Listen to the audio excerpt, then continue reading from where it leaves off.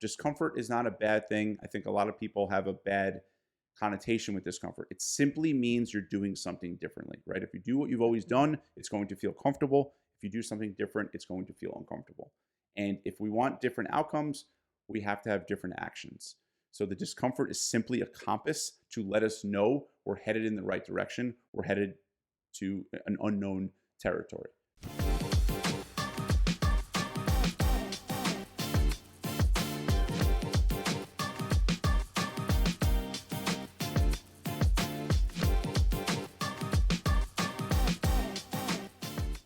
Hello, Adam. I am thrilled to be here with you. You have a little tale of adventure for us today. Everybody, gather round, gather round. Adam's going to share a recent experience he had, and then we're going to have a little chat about it. What do you think, Adam? I like it. Let's do it. Okay, lead us off. All right. So last week, went to a place with a big water slide. One of those water slides that from the outside, it looks like it's basically going straight down and it looks like you're going to fall off. So from the ground, it's just like, wow, this is crazy. This is really high, 6 stories high, and it's frightening. And I don't like heights at all, but it's one of the reasons why I like roller coasters, because I think it's a safe way to push my comfort zone and expand my comfort zone. So anyway, I get to the top and I'm like, wow, I can't do this. Like, because when you're at the top, you cannot see the bottom of the slide. And it's a water slide. Whoa. So like you're pushing yourself off. And I'm like, oh my God, am I going to push myself off to my demise here?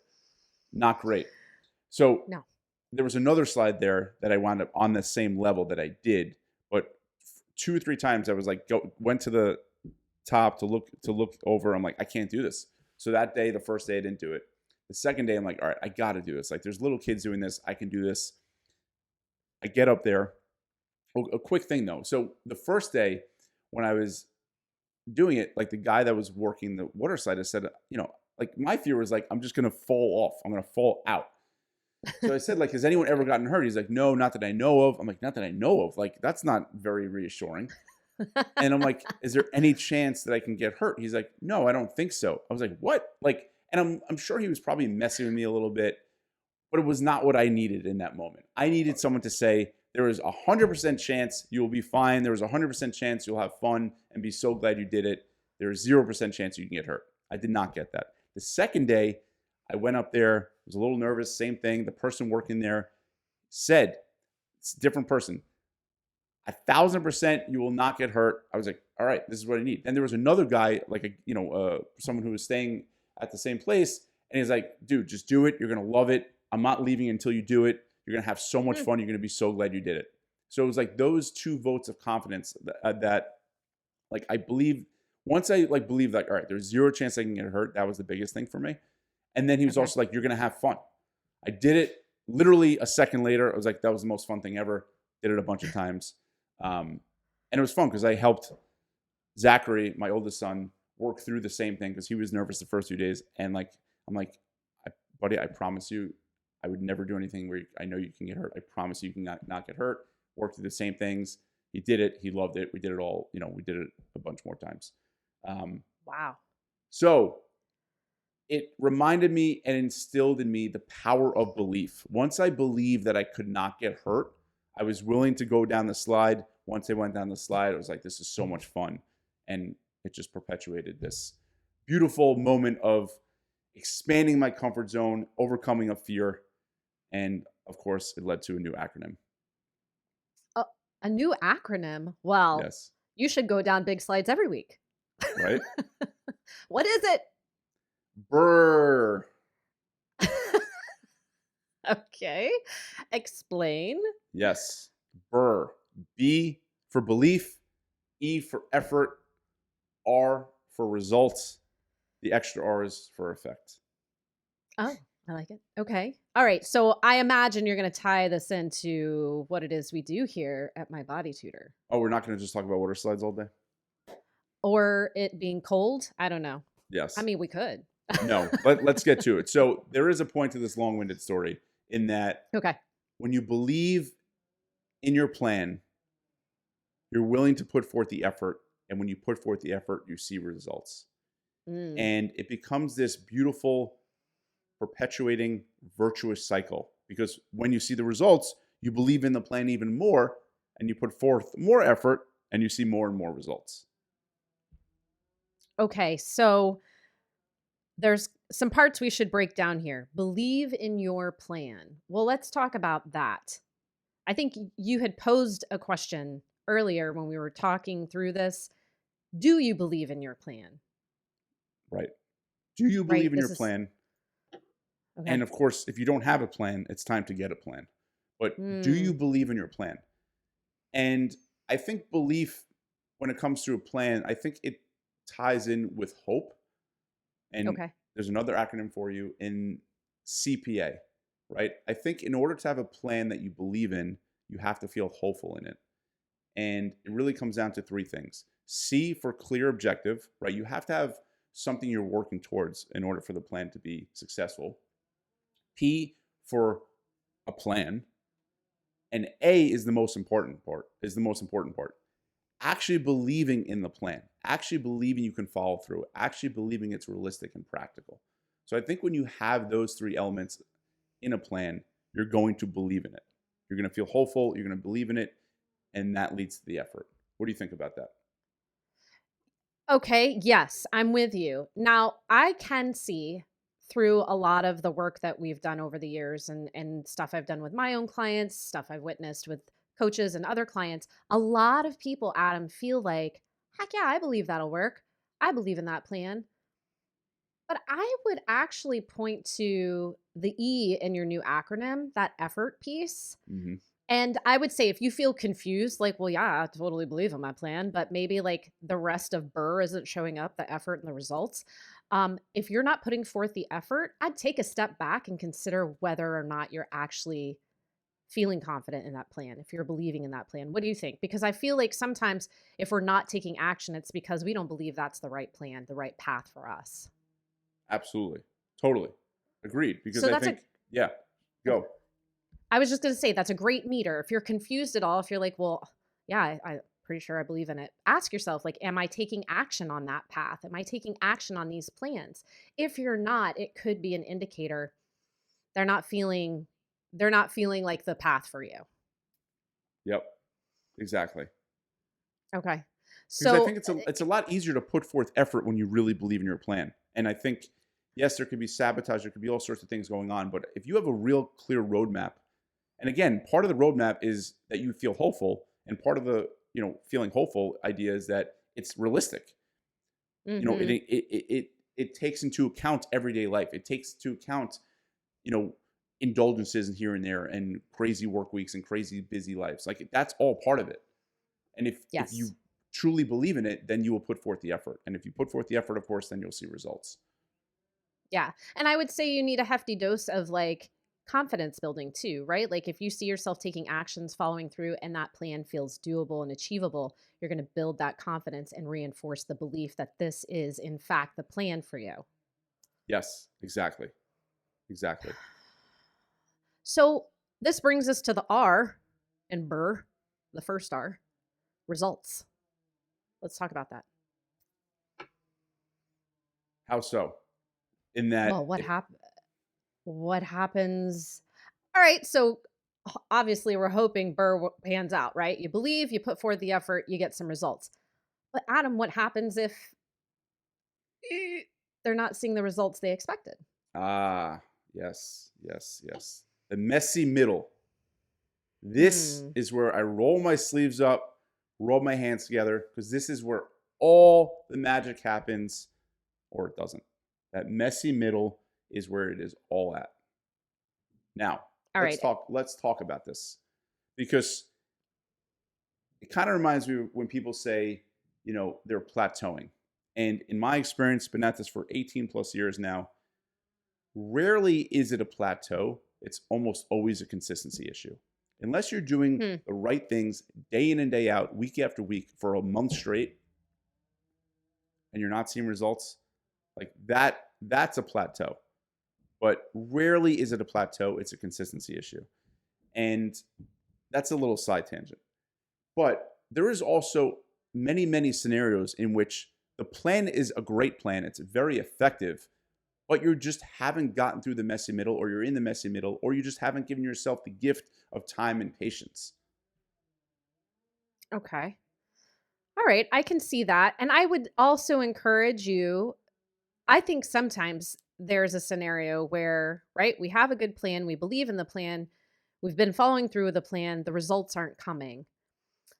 I would say step back and ask yourself, how much, this is your favorite, Adam, how much discomfort am I experiencing on this plan, right? Because if we're challenging currently held beliefs, we should be feeling some level of discomfort, right? Like, I'll just give a quick example. Imagine you've eaten the same breakfast day in and day out for, I don't know, 5 years. It works. I know the measurements, blah, blah, blah. And, but maybe your goal is some weight loss and you're really, you really want to hold on to that breakfast. You don't want to challenge it. It would feel uncomfortable to eat something different. But right, like you always say, if we want to change what we're getting, we got to change what we're doing. So I would say, like, if you're believing in the plan, taking action and following through, but not getting results, go back to the plan and ask yourself, where can I add a dose of discomfort? Where can I challenge what I currently believe about this great plan and expand my beliefs and try something different? And oh, this is great. Try it once. Right? Let's apply the try it once to the plan and see what kind of beliefs might pop up. What do you think? Love that. Yes. So I think there is an element of balancing being patient and giving yourself the gift of time and patience, but also, yes, maybe you need to introduce a little more discomfort, right? The question I always like to ask is, where is my discomfort today? Where is my discomfort this week? If there's no discomfort, then that is a sign that we need to be a little more aggressive with the plan. And just a reminder, discomfort is not a bad thing. I think a lot of people have a bad connotation with discomfort. It simply means you're doing something differently, right? If you do what you've always done, it's going to feel comfortable. If you do something different, it's going to feel uncomfortable. And if we want different outcomes, we have to have different actions. So the discomfort is simply a compass to let us know we're headed in the right direction. We're headed to an unknown territory. Yes, and we have to experience discomfort, agitation, frustration in order to change. We cannot change without it. So if you're trying to change without feeling those feelings, good luck. It ain't going to happen. Right. And then this leads So to a whole believe in that. Yes, I think anyone listening or watching this would wholeheartedly agree with that. I think it's one of those things that's easier to nod your head to, but hard to really internalize or just in practice, right? Because discomfort is uncomfortable, right? But I always go back to the question of, how can you make the discomfort as comfortable as possible? Start with the easier things, right? Simple things, and you might laugh or roll your eyes, like brushing your teeth with the opposite hand, tying your left shoe instead of your right shoe if you tie that one first. Like little things, getting in the practice of dealing with discomfort is so powerful, because as we get older, we seek comfort, right? We're wired to seek comfort. We're even more so hardwired to avoid discomfort, right? Our brain wants to maintain homeostasis. It wants to avoid discomfort. So, but it is doable, of course, right? Neuroplasticity, all these wonderful things, but it is uncomfortable. There's no question about that. There's no getting around that.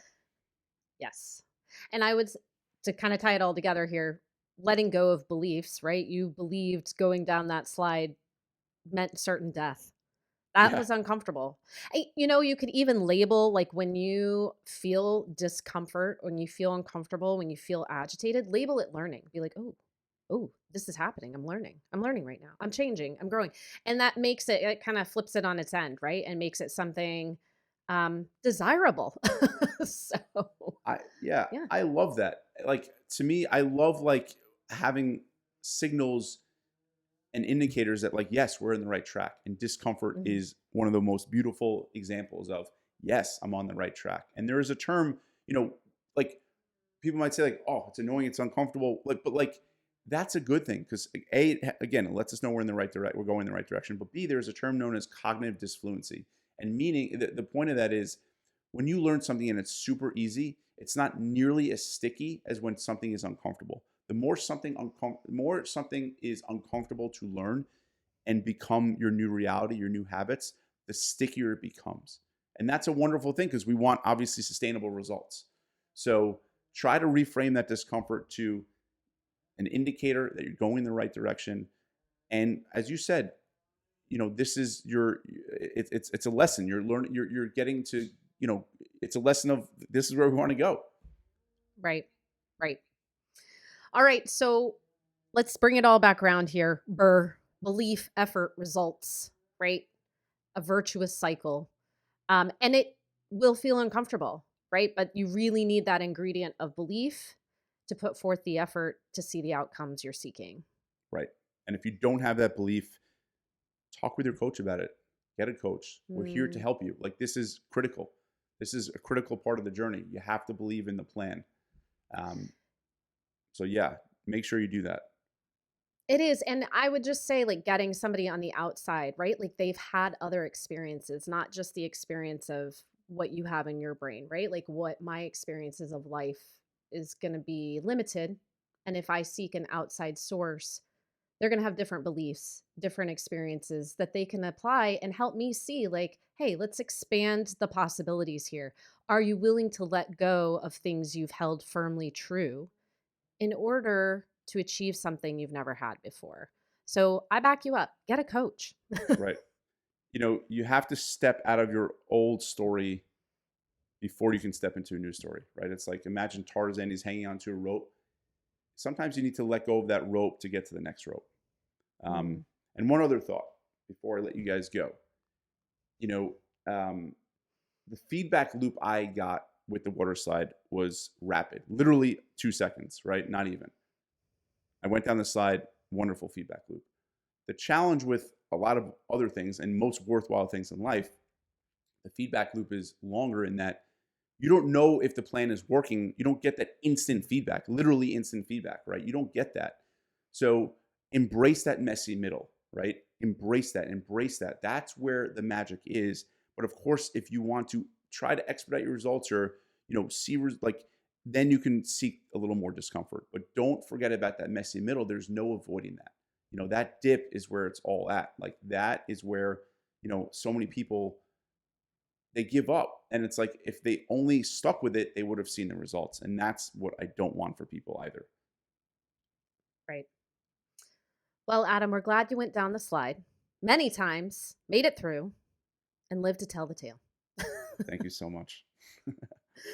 All right, guys. Well, BRR is the acronym of the week. Try it on. Let us know. And take good care. We'll see you next time.